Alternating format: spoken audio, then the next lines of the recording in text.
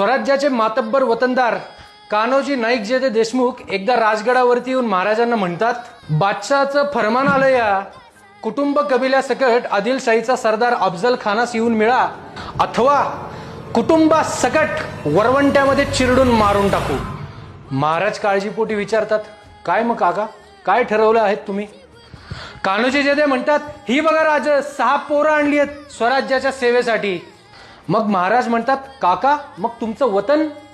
धावत धावत कान्होजी काका राजमाता जिजाऊंच्या चरणी जातात आणि हातात पाणी घेऊन चरणी अर्पण करतात आणि म्हणतात, सोडलं वतन स्वराज्याच्या सेवेसाठी.